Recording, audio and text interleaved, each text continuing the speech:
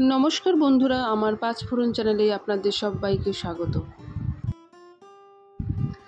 आज आमी पुई डाटा दिए चिकेनेर रेसिपि देखाबो। असाधारण लागे खेते।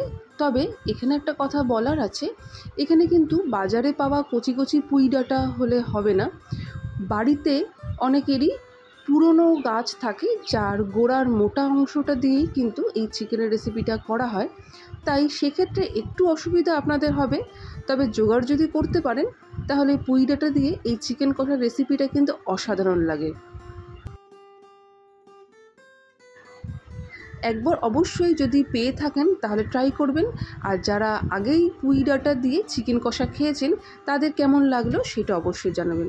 আর হ্যাঁ, পুরো ভিডিওটা স্কিপ না করে দেখুন। তবে তার আগে অবশ্যই যারা নতুন বন্ধু আছো এখনও সাবস্ক্রাইব করোনি তারা আমার চ্যানেলটাকে সাবস্ক্রাইব করে দিও। চলুন দেখা যাক পুই ডাঁটা দিয়ে চিকেন কষা।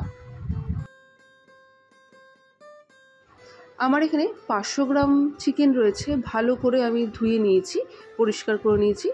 এবার চিকেনটাকে প্রথমেই আমি পরিমাণ মতন হলুদ এবং পরিমাণ মতন লবণ দিয়ে আর 1 চামচ 500 গ্রাম চিকেনে 1 চামচের বড় চামচ জিরে গুঁড়োও দিয়ে দিলাম, দিয়ে ভালো করে ম্যারিনেট করব। আর দিয়ে দিচ্ছি সাথে হাফ চামচ মতন কাশ্মীরি লঙ্কার গুঁড়ো রং হওয়ার জন্য, আর দিয়ে দিচ্ছি হাফ চামচ মতন ঝাল লঙ্কার গুঁড়ো। ঝালটা আপনারা আপনাদের আন্দাজ মতন দেবেন। আমি প্রথমে হাফ চামচ ঝালই দিলাম, পরে যদি প্রয়োজন হয় তারপর আমি দেব। সবকটা উপকরণ দিয়ে ভালো করে মিক্সড করতে হবে। আর তার সঙ্গে দেব অল্প 1 চিমটে মতন চিনি।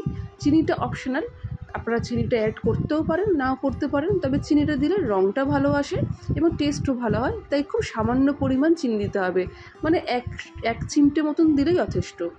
সব কটা মশলা দিয়ে প্রথমেই ভালো করে ম্যারিনেট করে 15 মিনিট মতন রেখে দিচ্ছি।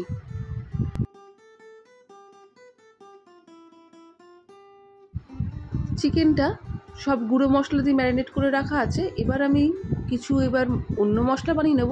এখানে নিয়ে নিয়েছি 3টে মিডিয়াম সাইজের পেঁয়াজ কুচোনো, নিয়ে নিয়েছি 10-12টা রসুন কোয়া, আর নিয়েছি 3-4 টুকরো মতন আদা, আর 2টো মিডিয়াম সাইজের টমেটো। যাই হোক, টমেটো আর পেঁয়াজটা আমি রেখে দিলাম। এবার পুরো যে রসুন আর আদার কুচিগুলো আছে সেগুলো একটা মিক্সার গ্রাইন্ডারে সামান্য জল দিয়ে একটা ফাইন পেস্ট করে নিচ্ছি। এই যে রসুন আদার যে পেস্টটা আছে সেই পেস্টটা কিন্তু পুরোটাই আমি যে আগে থেকে করা চিকেন ম্যারিনেট আছে তার মধ্যে আমি দিয়ে দিচ্ছি। যদি চামচ হিসেবে আপনারা কাউন্ট করেন বা বাজার থেকে যে পেস্ট রসুন আদার পাওয়া যায় সেই পেস্ট যদি দিতে চান তাহলে এক্ষেত্রে আমি বলবো 1 চামচ রসুন পেস্ট আর 1 চামচ আদা পেস্ট দেবেন। দিয়ে তারপর যে টমেটো কুচিগুলো আগে থেকে করা আছে সেগুলো ভালো করে চটকে এরকমভাবে দিয়ে দেবেন। দিয়ে এবার এই মশলাগুলোকে আবারও ভালো করে ম্যারিনেট করে 10 থেকে 15 মিনিট রেখে দেবেন।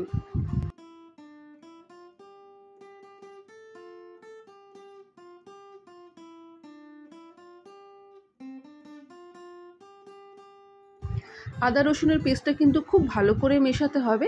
আপনারা ইচ্ছা করলে হাতও ইউজ করতে পারেন, আমি চামচ দিয়ে মেশালাম। এরপর নিয়ে নিয়েছি একটা আলুটাকে মাঝখান থেকে 2 টুকরো করে নিয়েছি।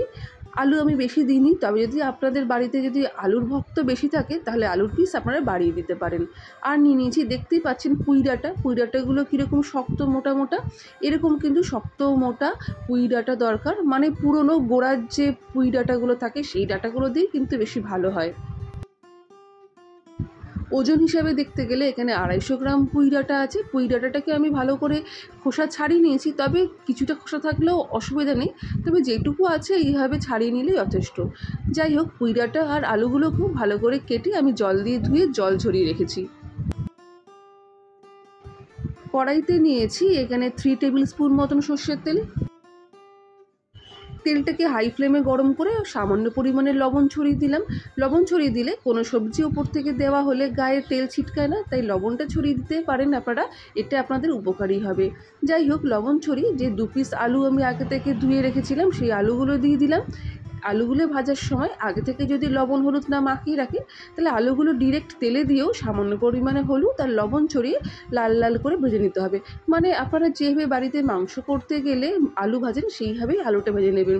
দেখতেই পাচ্ছেন আমার ব্রাউনিশ কালার চলে এসেছে। আমি আলু দুটোকে একটা আলাদা প্লেটে তুলে রাখছি। এরপর যে বাকি তেলটা রয়েছে সেখানে দিয়ে দিচ্ছি একটা গোটা তেজপাতা। তেজপাতাটা ভালো করে আগে থেকে ধুয়ে রেখেছিলাম। আর দিয়ে দিলাম 2 টুকরো মতো লবঙ্গ, 2 টুকরো এলাচ এবং 2-3টে লবঙ্গ,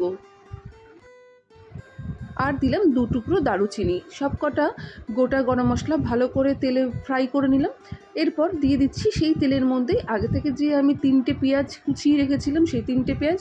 আমি কিন্তু মাংস ম্যারিনেট করতে কোনো পেঁয়াজ পেস্ট ইউজ করিনি, আপনারা দেখতেই পাচ্ছেন। আমি কিন্তু পেঁয়াজ কুচনোগুলো দিয়ে দিলাম তেলের মধ্যে।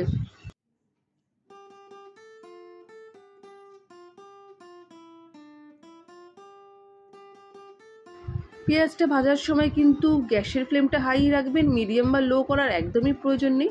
দেখতে পাচ্ছেন পেঁয়াজটা আস্তে আস্তে কালার চেঞ্জ হচ্ছে। যখন এরকমভাবে পেঁয়াজটা কালার চেঞ্জ হতে থাকবে এবং মোটামুটি 50% মতন ভাজা হয়ে যাবে, সেই সময় আগে থেকে যে পুঁই ডাঁটাগুলো আমি কেটে রেখেছিলাম সেই পুঁই ডাঁটাগুলো দিয়ে দিলাম। পুঁই ডাঁটাগুলো দিয়ে কিছুক্ষণ আবার ভাজতে হবে। তবে পুঁই ডাঁটাগুলো ভাজার জন্য দিতে হবে পরিমাণ মতন হলুদ এবং পরিমাণ মতন লবণ। তবে লবণটা কিন্তু খুব সাবধানে দেবেন, কারণ চিকেন ম্যারিনেট করার সময়ও কিন্তু আমি কিছুটা লবণ দিয়ে ম্যারিনেট করেছিলাম, তাই লবণটা খুব সাবধানে দেবেন। যাই হোক, হলুদ আর লবণ দিয়ে পরিমাণ মতো পুঁই ডাঁটাগুলো পেঁয়াজের সঙ্গে প্রায় 5 থেকে 7 মিনিট ভেজে নিতে হবে।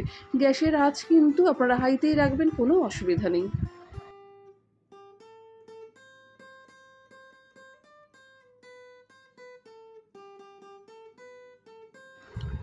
দেখতেই পাচ্ছেন পুঁই ডাঁটাগুলো বেশ সুন্দর করে ভাজা হচ্ছে, অনেকটাই কালার চেঞ্জ হয়ে এসছে, গায়ে একটু লালচে লালচে ভাজা ভাজা দাগ আসছে। ঠিক এরমভাবেই কিন্তু ভেজে নিতে হবে। আমার পুঁই ডাঁটা দিয়ে চিকেন রেসিপি আপনাদের কেমন লাগছে অবশ্যই জানাবেন। কমেন্ট করতে কিন্তু একদমই ভুলবেন না। আর যারা সাবস্ক্রাইব করোনি তারা কিন্তু অবশ্যই সাবস্ক্রাইব করে দিও। আর তোমাদের কমেন্টের আমি অপেক্ষায় থাকলাম। পুঁই ডাঁটাগুলো মোটামুটি হালকা হালকা লালচে লালচে যখন রং ধরেছে, ঠিক সেই সময় আমি যে আগে থেকে চিকেনটা ম্যারিনেট করে রেখে দিয়েছিলাম সেই চিকেন ম্যারিনেট করাটা পুরোটাই দিয়ে দিলাম। চিকেনের সাথে ভালো করে পুঁই ডাঁটা পেঁয়াজগুলো নাড়িয়ে নিতে হবে। তবে এই সময় কিন্তু আমি গ্যাসের আঁচটা হাই থেকে মিডিয়াম করে নেব, কেননা গ্যাসের আঁচ যদি হাই থাকে তাহলে নিচ থেকে ধরে উঠবে, চিকেনটা কিন্তু প্রপারলি কষানো হবে না। এক্ষেত্রে বলে রাখি, চিকেন বা মাটন আপনারা যাই করুন না কেন, প্রপারলি কষানোটা কিন্তু খুবই জরুরি। ভালো করে কষানো না হলে সেই রান্নার একদমই টেস্ট হয় না। দেখতেই পাচ্ছেন আমি খুব ভালো করে নাড়াচাড়া করে ডাঁটা পেঁয়াজের সঙ্গে চিকেনটা মাখিয়ে নিলাম। এবার গ্যাসের আঁচটা আমি মিডিয়াম করে ঢাকা চাপা দিয়ে দিচ্ছি। মোটামুটি 7 থেকে 8 মিনিট ঢাকা চাপা দিয়ে রেখেছিলাম। সেই সময় নাড়াচাড়া করার একদমই দরকার নেই। 7 থেকে 8 মিনিট পর ঢাকনাটা তুলে আমি আবারও নাড়িয়ে দিলাম। দেখতেই পাচ্ছেন মোটামুটি 7-8 মিনিটের মধ্যেই জল ছাড়তে লেগেছে চিকেনটা থেকে। তাই সেই আবার নাড়িয়ে দিয়ে আবারও খানিকক্ষণ 7 থেকে 8 মিনিটের মতন ঢাকা চাপা করে রাখবেন।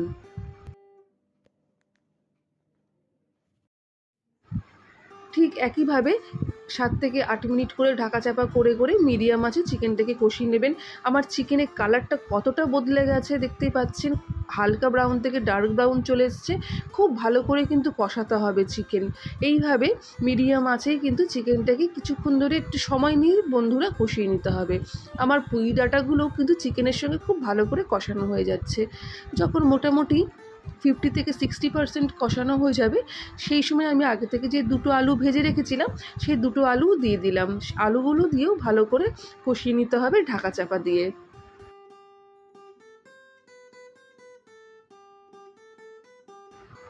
আলুগুলো দিয়েও দেখতে পাচ্ছেন ভালো করে কষিয়ে নিয়েছি। এবার কষাতে কষাতে যেটা মেন জিনিস দেখতেই পাচ্ছেন, সাইডে কীরকম তেল ছিঁড়ে গেছে।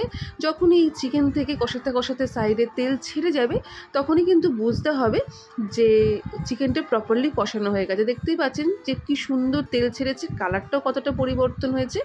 এরপর ভালো করে নাড়িয়ে ছাড়িয়ে আবারও খানিকক্ষণ 2 থেকে 3 মিনিট কিন্তু রেখে দিতে হবে।